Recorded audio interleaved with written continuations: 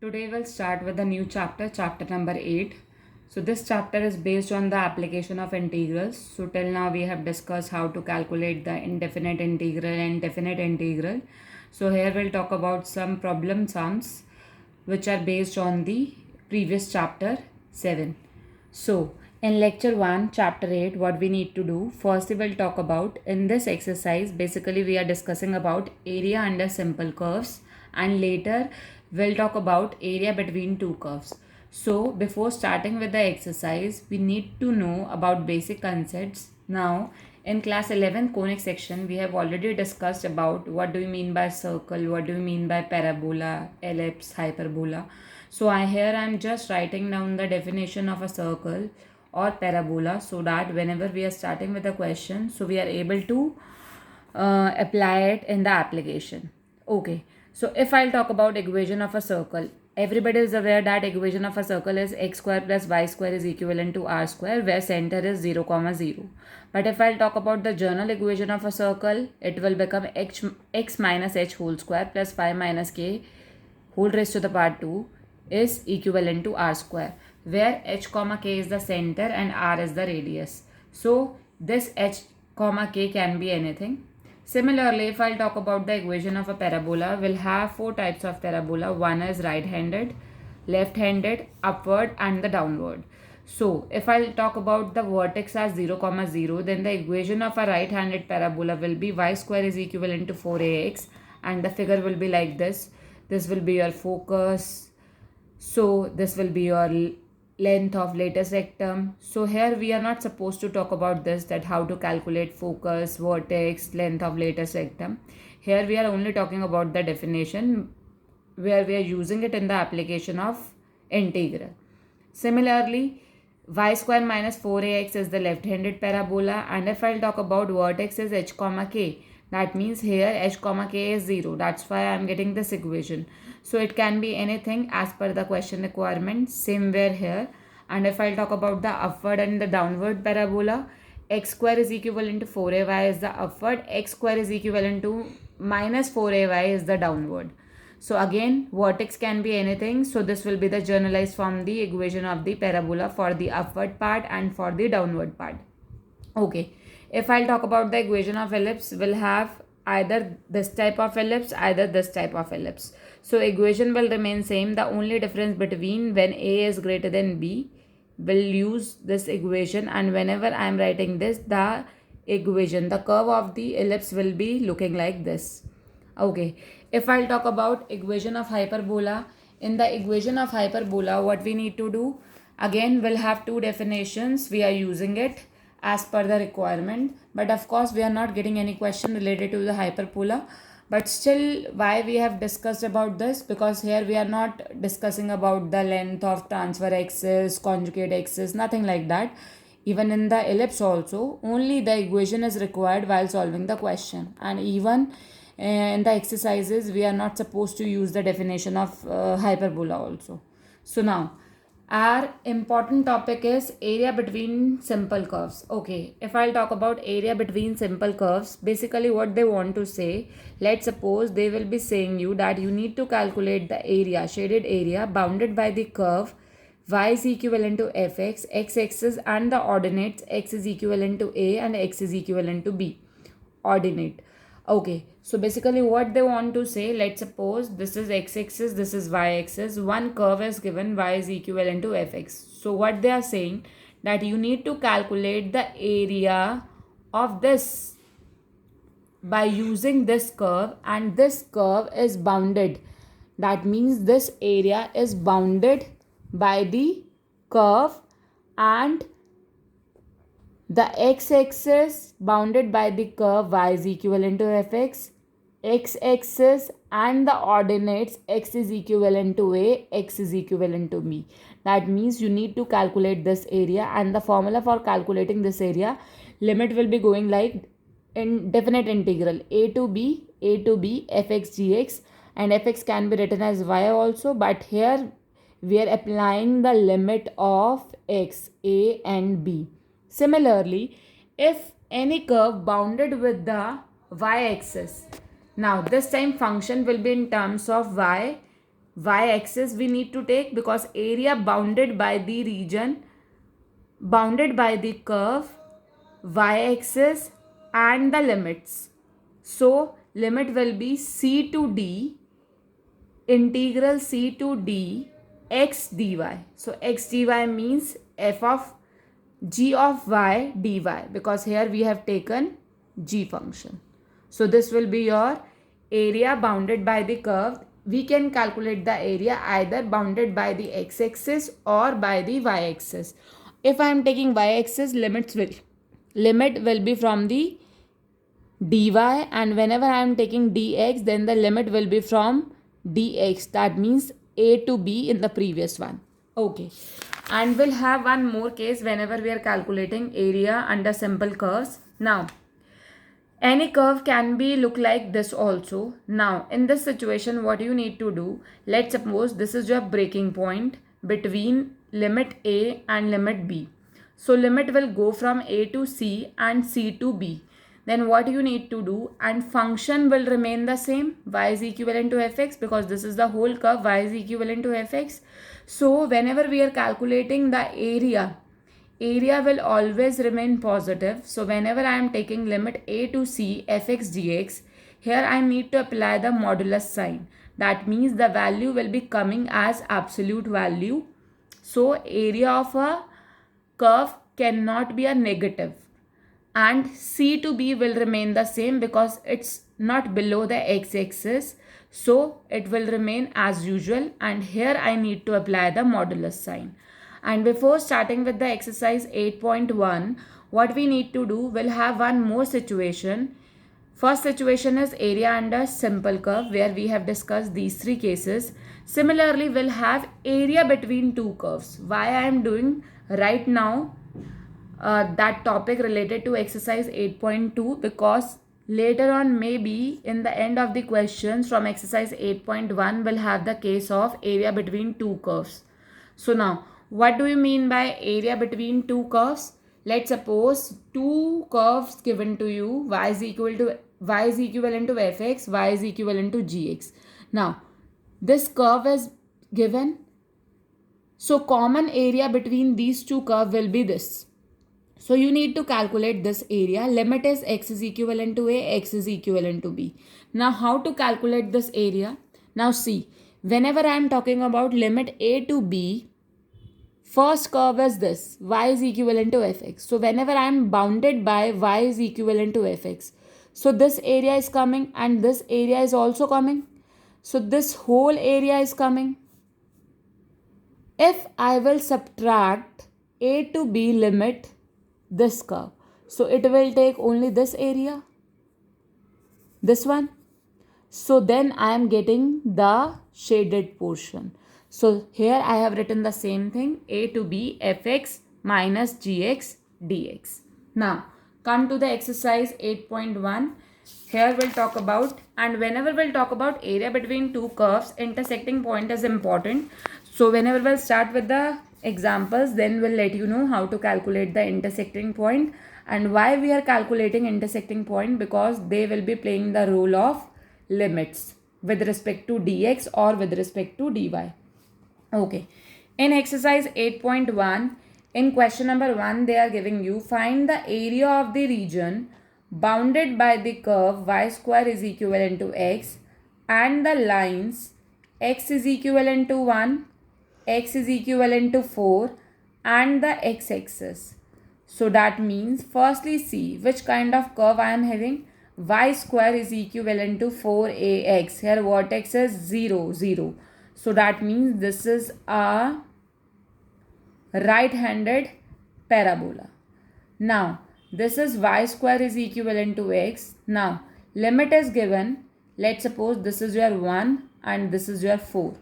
So, limit is this, x is equivalent to 1, x is equivalent to 4 and the x-axis. That means this is your x-axis. So, you need to calculate the area. This area you need to calculate. You are not supposed to calculate this area. So what is the formula for calculating the area? Area will be, formula is what? A to b y dx we can write, or we can write a to b fx dx. Okay. If I'll talk about y square is equivalent to x. So this will become root x. So a is 1, b is 4, root x dx. Now you know how to calculate the integration. Integration is 1 plus 1 by 2, 3 by 2, 2 by 3, 4, 1. So upper limit minus lower limit. So after calculating this, your final answer is 14 by 3. So you can write 14 by 3 will be your required area, and you can write square units also, because we are talking about the area square units, or sometimes they are writing units also, but we can write like this. Okay, come to the question number 2. In question number 2 they are saying find the area on the region bounded by the curve this x is equivalent to 2, x is equivalent to 4, and the x-axis in the first quadrant. Okay, if I'll talk about this, so what I need to do, this is again the right-handed parabola. Y square is equivalent to 9x. So if I want y, so this will become 3 root x. Okay, x is equivalent to 2, x is equivalent to 4. So this is 2, this is 4, 1, 2, 3, 4. So this will be, so I am getting like this. And the x-axis in the first quadrant. So I am not supposed to calculate this area. I need to calculate this area bounded by the curve between the limits 2 and 4 and the x-axis. So what is the formula for area? So area will become 2 to 4, 3 root x dx. So again after solving you will be getting 2 by 3 x raised to the power 3 by 2, 4, 2. So after solving you will be getting 16 minus 4 root 2. Fine. Okay. Now unit you can write yourself. That will be the same thing. Okay. In question number 3. Come to the question number 3rd. In question number 3rd, find the area of the region bounded by x square is equivalent to 4y, y is equivalent to 2, y is equivalent to 4, and the y-axis in the first quadrant. So that means here what you need to apply, function will be a to b y f of y dy, or we can write a to b x dy. So this is the case for the y-axis. Okay, x square is equivalent to 4y. So that means we need to take the upward parabola. So this is the curve. Fine.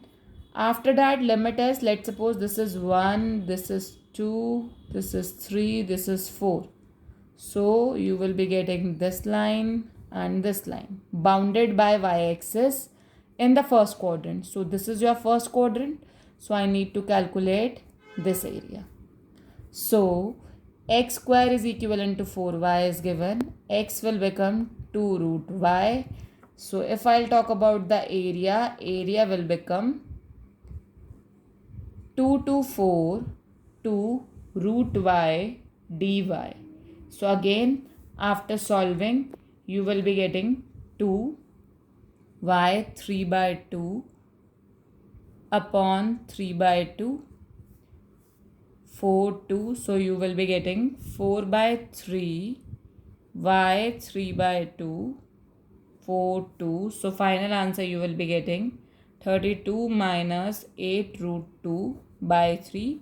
Now integration you can attempt yourself. That is simple to solve it. So whenever you are putting y as 4 and y as 2, so here you will be getting answer like this. Okay, so this will be your answer.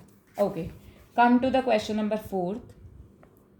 In question number 4th, we'll have find the area of the region bounded by the ellipse x square by 16 y square by 9 is equivalent to 1. So this is x square upon 4 square plus y square upon 3 square 1.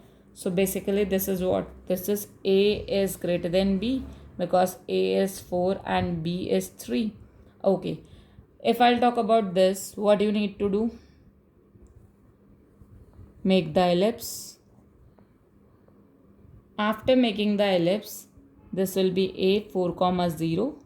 This is a comma 0 and this is 0 comma b. So 0 comma b is 0 comma 3. Now, what do you need to do? Find the area of the region bounded by the ellipse. Bounded by the ellipse means you need to calculate this whole area. So what you need to do? Just calculate for this and make it 4 times. So this is your origin. So if I'll talk about limit will be 0 to 4. I need to take, this is 0 comma 0. So I need to take x-axis. Okay. So what will be the area? Area will be 4 times into 0 to 4. Calculate the function. How to calculate the function? Function you will be calculating like this. Y square by 9. 1 minus x square by 16. So y square by 9. 16 minus x square by 16.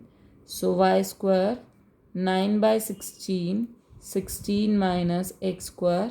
So function is y under root 9 by 16 will be 3 by 4 under root 16 minus x square. So I will be getting 3 by 4 16 minus x square dx.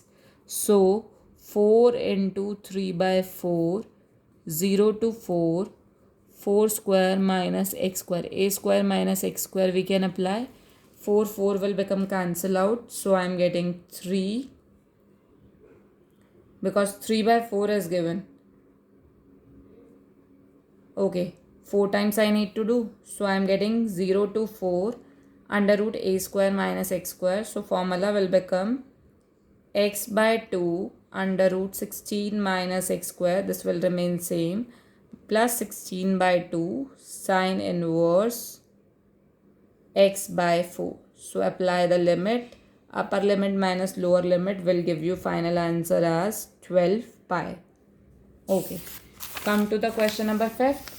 In question number 5th, again, we'll have the same situation. So, okay. In question number 5, what you need to do? Find the area of the region. Now, we'll have the reverse case.